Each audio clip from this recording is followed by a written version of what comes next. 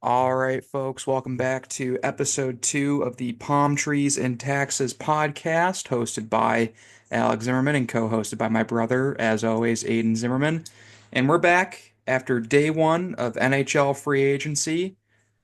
Nothing happened today, specifically with the Sabres. No trades and very minimal signings. I will kick it over to Aiden to get us started off on his opinions on how the Sabres day went today for NHL free agency day one. Yeah, no, I mean, obviously the only signings really of note is extending Ryan McLeod on a good 4 year, $5 million Awesome deal. contract. Good contract, especially if he keeps up his 50-point production. Obviously Alex Lyon, who obviously is Underrated pickup. good backup goalie, but I mean the thing is like, we've seen this story before with, Comrie, Anderson, Levi, and Luukkonen. Are we gonna have a three goalie thing going, or is this year we do Ukko, Levi? So that'll be a lot to figure out, I guess, this offseason, seeing what we're gonna do. But I don't get how you could pay, an AHL goalie $1.5 million over the next 2 years. Ooh, And yeah, no, obviously, Lyon's going to be on the NHL roster full time. yeah, and obviously you have Justin Danforth, underrated pickup, good Really good depth, pickup. fourth line, two-way guy. But other than that, I mean, nothing really too much of note. Nick Perbix, I think, was a very underrated signing for Nashville, especially at 2 years, 2.75. Looking at some of my notes here, like I said, nothing crazy. Nobody really, went to free agency that was like, oh, he signed with a different team. Like, I'm gonna watch that team to see how he does. I mean, nothing crazy really happened.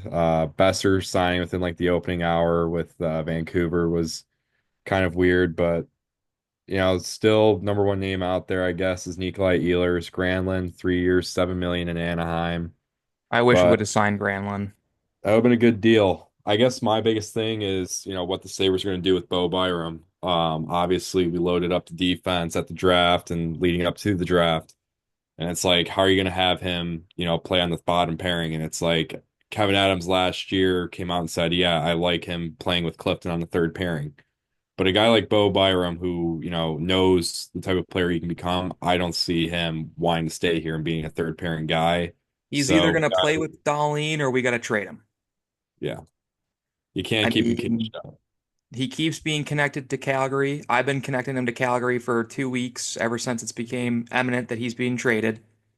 I don't think Philly's going to take him, considering what they did today. Um, yeah, I think Calgary's the perfect fit. They need a lefty. I mean, really the only left defenseman of note is Kevin Ball, and he's not a puck mover. And on the right side, they're getting rid of Anderson, and that leaves them with Mac Weegar. And I I really do like him going to Calgary, and I would really appreciate coming back minimum Kadri. I would take on Kadri at that salary any day of the week. It gets a little hairy because we just signed McLeod, but Kadri can play in the middle of the lineup. We got to move a center minimum. If we got to move Kulik, we got to move Kulik as well. I'm okay with that. We need to win, and Kulik in this lineup's not going to get us to win. And unless Byram's going to sign for a bridge deal for 3 years, get rid of him. Get He's rid of not him. going to want that 3 year bridge deal, though. I mean, look how many other players we signed to those bridge deals, and it's just I mean, that, Dahlin signed a bridge deal. He signed a 3 year, $18 million deal, or three yeah. year, 21 million, whatever it was. It was six But or 7 million a year for 3 years. I don't think necessarily Byram has to prove it. If anything, we see the type of defenseman he is, but it's like he's still got a lot of potential. And I mean, Byram, a lot of people looked at the stats lately and saw, you had Byram 38 points plus 10, and then you had, Noah Dobson 39 points minus whatever. Just not ideally what you want. Obviously he sees Dobson making 9.5, and then in his own lineup he sees Power making 8.35. So, if I'm Bo Byram, I'm not really wanting to, you know, sign Well, look at anything. what Keandre Miller just got. Yeah. And he's a Eight better years, player $60 than DeAndre million Miller. for Keandre Miller. Yeah. Most points he's ever had in a year is 43. and he's horrible defensively. Yeah. Awful. The whole Rangers D core stunk, and he was leading the charge on it. Yeah. But you got to look at like even like Evan Bouchard just signed for 10 and a half. He's awful defensively. He can move the puck really well, but I think Byram's kind of a really, when you think of a two-way defenseman, he's not really excellent at defending, but he's a head and shoulders above some of like he's head and shoulders above Darnell Nurse in his own zone, and he's head and shoulders above Darnell Nurse at moving the puck. I mean, let's be honest. He doesn't have as good of a shot. He's not as physical, but he's a better all-around defenseman, and he's making 9.5. Yeah. So it's like we have what 16 million in cap space right now, something ridiculous like that. Yeah. Well, And we need to sign Byram, Levi, which I mean, I don't know what Levi's thinking.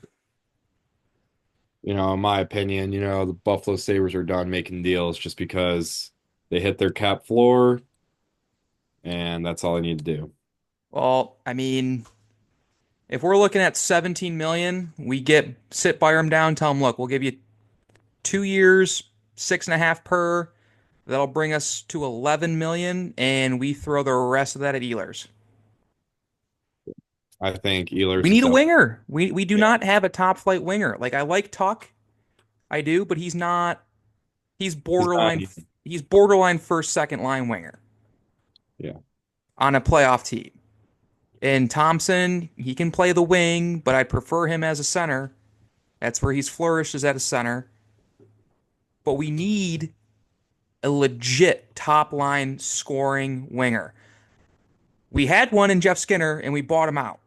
Like you can have one bad defensive forward if the other 11 are committed to playing.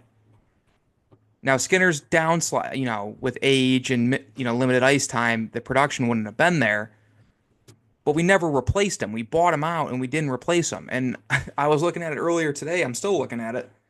Do we bring back Vicky Olofsson? Because like we know he can score if he gets the ice time. He scored almost 30 goals in one year, back-to-back 40-point seasons. One of them was almost a 50-point season. We know he can shoot the puck. We know he can score the lights out of a building. If we give him more ice time, more opportunities, and limit his defensive zone starts, I mean, who else is available other than him? I like Farabee and I like Tippett. I really like Owen Tippett. I'd love him on this team. but is Owen Tippett going to, is Kevin Adams going to pull the trigger on that, which No, we've seen him for I don't think five he does. years. He's not going to do that. He's not the trigger puller of a GM that you need, the gunslinger. That's like, Well, we have him as his assistant right now, Yarmo. yeah.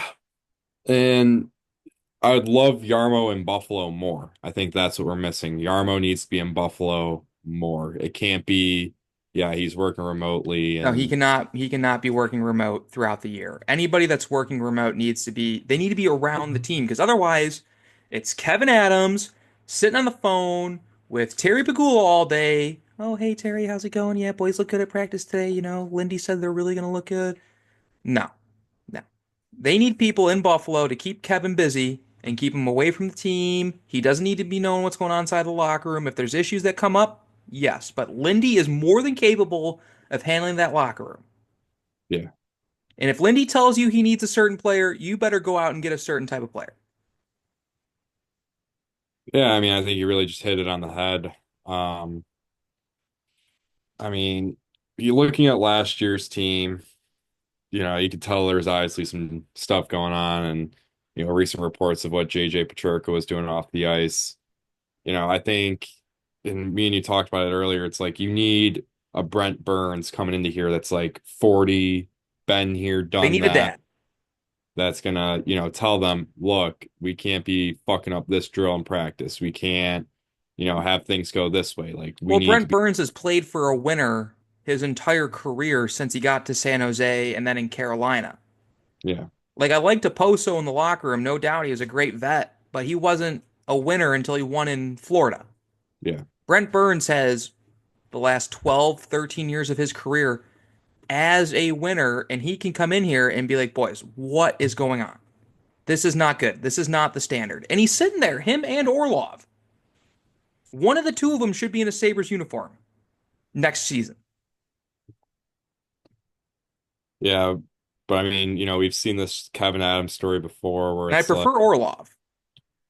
yeah, but we've all seen this Kevin Adams story before where it's just like, oh yeah, we tried, we did our due diligence, and it just didn't really I work don't out. believe he's a snake oil salesman. I don't believe a word he says with that smug smirk on his face in every press conference where he thinks he's got a degree from University of Phoenix. No offense, but I'm just saying, like, we're not talking about like an elite, person when it comes to this sort of thing. Like all the other GMs that probably have degrees from good business schools or good law schools that were attorneys and agents. And I mean, Kevin Adams is probably still sweeping up the Harbor Center after development camp today because he just works everywhere in the Sabres. Yeah. He was And I doing mean, the team's laundry a year before he got the GM role, yeah, going and to I mean, night school to get a business degree at the University of Phoenix. it's just comical, I mean, think about, I know people don't really like to talk about it, but Tim Murray, I think he could have been a more effective GM if he had the right surrounding of ownership. I think, that Jeff Skinner deal was definitely a forced move. Um, I don't think he had too much say, or Botterill is definitely a forced deal from Oh yeah. Pagula, but you know, Well, they tried to get him. They tried to Botterill, force him to fire all the employees, and he said no. That's why he left, or they yeah, fired him, or he resigned, or whatever. They wanted him to fire everybody. He's like, no, I'm not firing these people. yeah, When COVID happened, yeah. And I mean, obviously we know the Sabres by now. They're not going to go out and spend money on anything. I That mean, doesn't they benefit can't their be they can't be doing yeah, this because it's going to turn into baseball, where these smaller market teams that don't have the money can't afford to compete year to year because the cap's going up. And the rich teams and the teams that are winning are going to keep spending, and they're going to keep getting better and better and better. And we'll never make the playoffs. no. We'll be like the New York Jets. And I think that comes with it too. I mean, Terry Pagula at some point needs to open up the pocketbook and just He's a say, he's a billionaire with a B, more money than anybody listening to this or anybody that we know personally will ever touch in their lifetime. He has made that and then some. And just spend the money. Spend the money. Get a marquee player in here, sell some jerseys, get the fans excited. And yeah, I mean, like I said, it's only day one. Who knows? Anything can happen this summer. I mean, I just refreshed all my socials and I haven't seen anything big coming through the pipeline here. But somebody said overpay Brent Burns to play right wing again. honestly, at this point, Honestly, with this team. But yeah, I mean, day one, like I said, I like the signings. I like the McLeod pickup or the re-sign. I like the Danforth pickup. I think he's going to be really effective on this team. He's definitely a Lindy type player. I like Alex Lyon. It does create a problem in net, but